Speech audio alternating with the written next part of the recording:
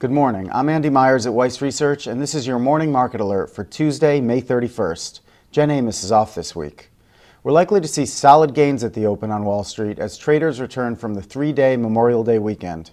U.S. stocks may follow the Asian and European markets higher, as investor sentiment seems to be improving around the world. The big Asian indexes posted strong advances, with China's Shanghai Composite snapping an 8-session losing streak as investors went bargain hunting. And Tokyo's Nikkei 225 jumped 2% on hopes that Japan's industrial production may be speeding up again following the massive earthquake and tsunami in March. That disaster prompted Moody's investor service to put Japan's currency bond ratings on review for a possible downgrade. Moody's is concerned about the country's long-term fiscal concerns and lack of a deficit reduction plan. But the agency said a Japanese government bond funding crisis is unlikely in the near to medium term. The move is weighing on the yen, sending it sharply lower against the US dollar. But the dollar is losing ground against most other major currencies. The euro is seeing more strength today on renewed optimism about another bailout for Greece.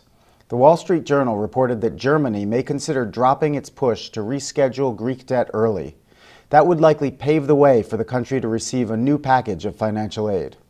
Separately, inflation in the Eurozone cooled a bit in May, from a 2.8% annual rate to 2.7%. Economists had been expecting prices to hold steady, but inflation is still well above the European Central Bank's target rate of 2%. The U.S. economic calendar is relatively busy today. Investors are digesting a report on home prices from Case-Shiller and Standard & Poor's.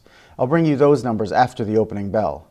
Later this morning, we'll get a reading on business conditions in the Chicago area and the Conference Board's gauge of consumer confidence for May.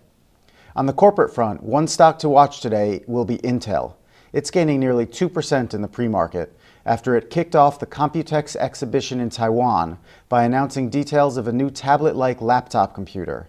Intel is calling the product an ultrabook and predicted it will make up to 40% of the consumer laptop market by the end of next year.